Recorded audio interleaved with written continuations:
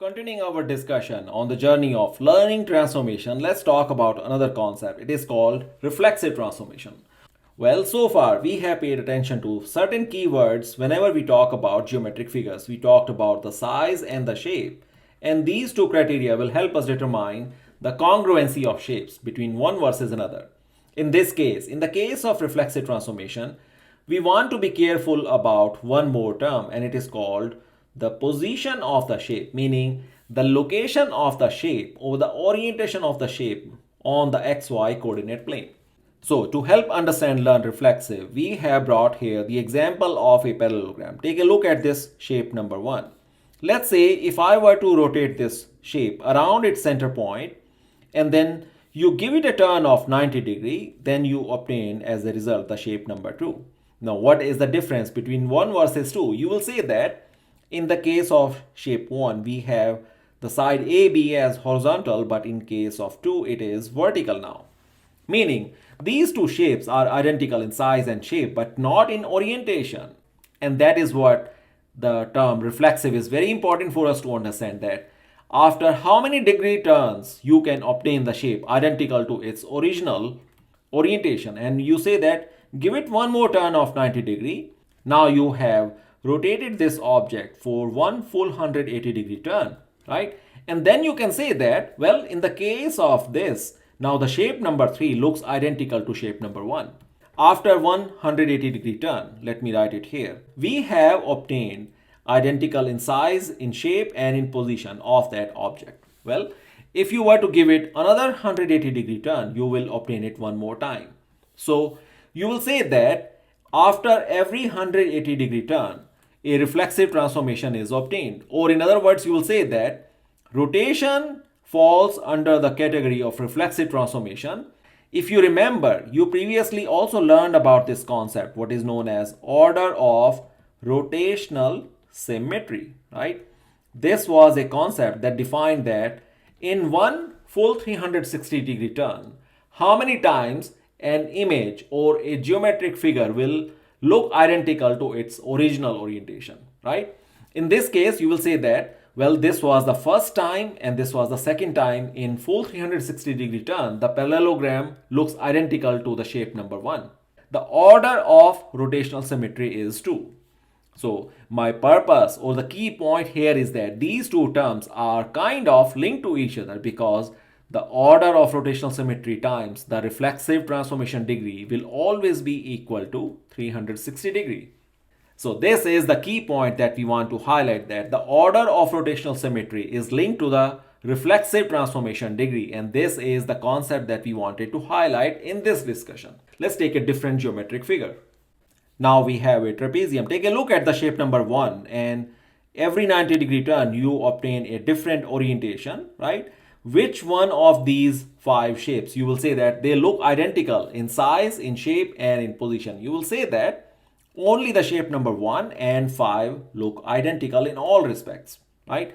That means in the case of a trapezium, the reflexive transformation degree is 360 degree. And how many order of rotational symmetry you find in this case? You find that it is just 1.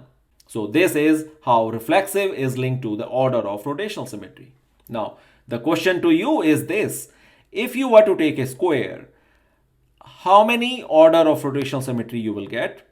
And I will give you a hint that a square has a reflexive transformation degree of 90 degree, right? Likewise, if you take another regular polygon, let's say pentagon, what will be the order of rotational symmetry? I will say it is 5. And what will be the reflexive transformation degree? In case of a hexagon, can you fill the blanks here? So this is a short quiz for you to analyze how to link the order of rotational symmetry with the reflexive transformation degree. Okay, now let's talk about reflexive transformation for the case of translation and the dilation. So take a look at these examples that we have here. Now we have a trapezium. Let's say this is my object number 1, figure number 1, and I have given it a translation of 5 units, and it moves from its old location to the new location.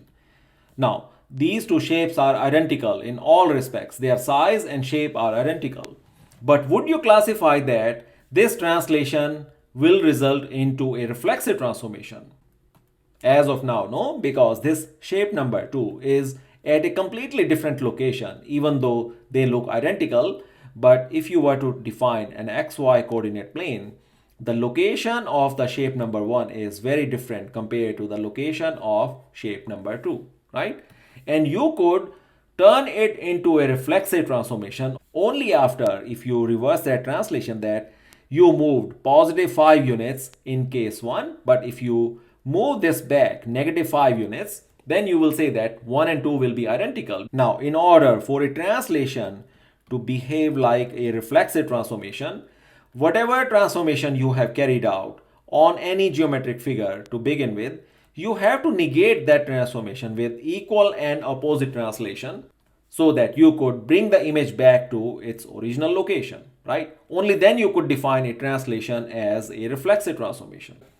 Now let us consider the case of a dilation example in which, let's say you have a trapezium 1 and you apply a dilation d is equal to 1.35, let's say this is dilation 1, to obtain your trapezium as in shape number 2. If this was my xy coordinate plane, would you say that the shape 1 and 2 are identical in all respects? Definitely not, because 2 is visibly bigger than the shape 1, right? But in order to make it identical in all respects, you will say that what if I apply another dilation equal to, which is inverse of the dilation carried out in step 1? Only then you will say that the shape 2 will come back to its original form and size, right?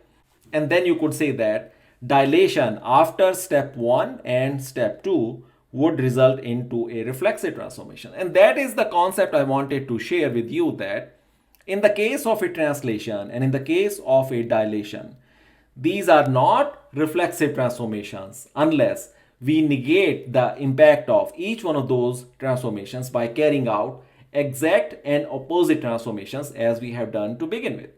So this is what we wanted to discuss about reflexive transformation, that it is not a new transformation. It is just a way to categorize the transformations we have learned in the past and how to link basically the concept of reflexive transformation with the order of rotational symmetry.